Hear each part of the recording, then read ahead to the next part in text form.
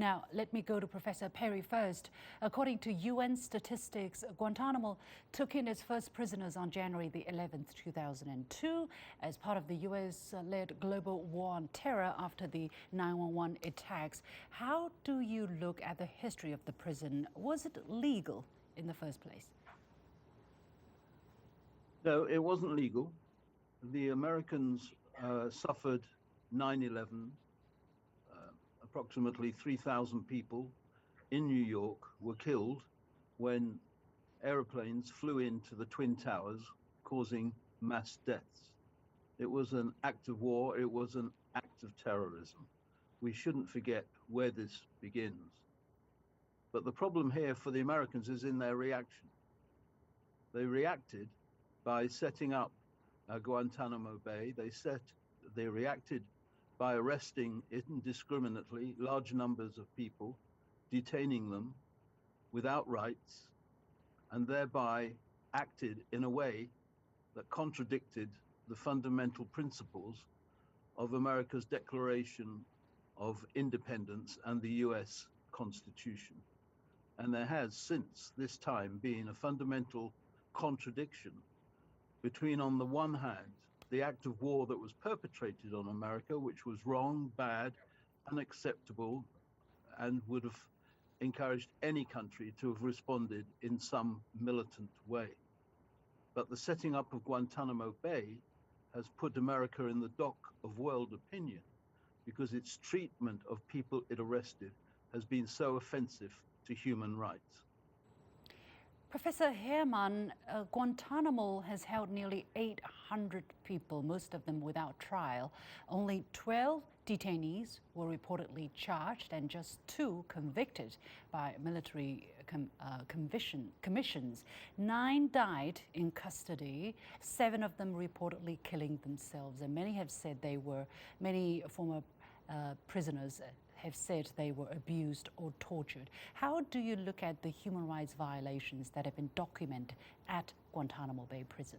Well, I think there are different issues to be taken into account. The first is, you mentioned in your introduction, the United States established this in Cuba. So they established a prison in another country, which I think is something very important we should not forget, that this was the first invasion. And talking about the war against terror, this had been another step of war by the United States. And then it is true that there had been an act of terror against the United States or against part of the United States. But what is more important at this stage is, what do you do with this situation? I remember when it happened, actually, I got a phone call by my daughter.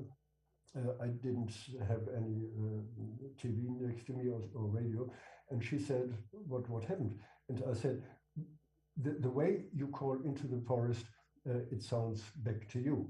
And this is, I think, what the United States try now to do, to continue their war against terror, or to take up a war against terror with the means of terror.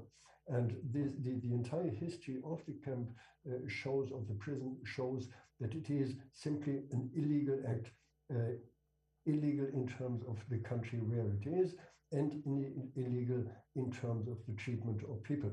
There are fundamental rights, and they are always, or they have been always neglected when it came to the prisoners, which you see that there had not been any reason to imprison them, and there had not been any reason to treat them in the way they had been treated. Now, 5 detainees of Guantanamo were cleared for release earlier this week when the camp marked the 20 years of its opening. Reports say they have collectively spent 85 years inside. That's almost a century. And currently there are still 39 prisoners, of which 18 have been cleared for transfer to other facilities. Professor Herman, what's going to happen to all of them now, including the 5? Will they be released anytime soon? Well, to be honest, I'm afraid that this won't happen. We see the promises since some time now by different presidents. And it is always said and admitted, actually, this is a situation that cannot be justified in any case, not in terms of human rights, not in terms of whatever they did or the procedure. Why don't they simply do it if they always say it is wrong? And in this way, I'm afraid that if there is not a huge pressure developing from outside of the United States, including from Cuba, that this won't happen and that there won't be an honest, a serious transfer. Now, I think there is this opportunity that, talking about global, the global situation, that there is an opportunity to set up the situation in a different way. What had been said in what is going on in China is misinterpreted by the West. I think there is very valid information to show the truth about the treatment of people there and about the background. And if this is made known to the global community and juxtaposed with what is going on in the United States or what had been going on in the United States, there may be a slight chance to move really on in a progressive way. On January the 10th, UN human rights experts condemned Guantanamo as a place of unparalleled notoriety and a stain on the U.S. government's commitment to rule of law. They called on the U.S. to close the prison and end an ugly chapter of unrelenting human rights violations. It says 20 years of arbitrary detention without trial, accompanied by torture or ill treatment, is unacceptable. Professor Perry, will the U.S. government finally listen to these words and close down this facility? Are they able to close down this facility despite all of these appalling violations that have been reported? The straight answer to your question, Shin, is no. The issue of Guantanamo Bay is an issue of domestic American politics. And within American politics, the fundamental challenge of Trump remains supreme. Trump would not take any moves to close down Guantanamo Bay. Biden and his predecessor, Democratic predecessor Obama, both wanted to close down Guantanamo Bay because it is an embarrassment to America. But should they take that action, they fear the political consequences because of the complaints that will be made by Trump and the Republicans that the Democrats are soft on terror, quote, unquote. So the issue of Guantanamo Bay is more to do with the issue of American politics than it is to do with the issue of world affairs. America is caught in a vice grip of its own making. That is their problem. Pentagon Press Secretary John Kirby told reporters that the White House continues to be committed to closing down their facility, but refused to disclose what progress has been made. Professor Heermann, they say they heard you, they say they are committed to closing it, but they don't tell you what progress is to be made. Are we going to see a 30th anniversary of Guantanamo Bay?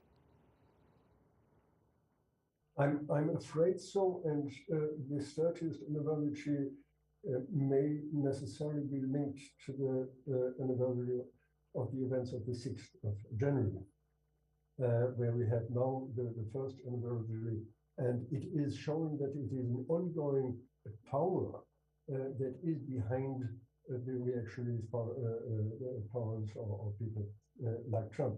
It is not just the event on the 6th of January that happened and then we can forget it, but it is the entire situation in the United States that is moving towards a stable, a sound power of the right-wing people around Trump. But we should not forget that Trump is, in a way, the smallest problem. The real problem is the people behind Trump and the people supporting him as electorate or whatsoever. In this way, I think it is important that whatever Biden tries now, whoever comes next, and this may be actually Trump, whatever comes next, is something that has to be seen in this context. A complete geopolitical situation as well, where the declining power of the United States really tries with any means to maintain the situation, the position as a world gendarme. And I think this is something where Biden as well will not make any move to give up this position, although it is necessary to do so. Yeah, okay. 30 seconds, really, Professor Perry, if you can. What does this say about U.S. exceptionalism, if at all?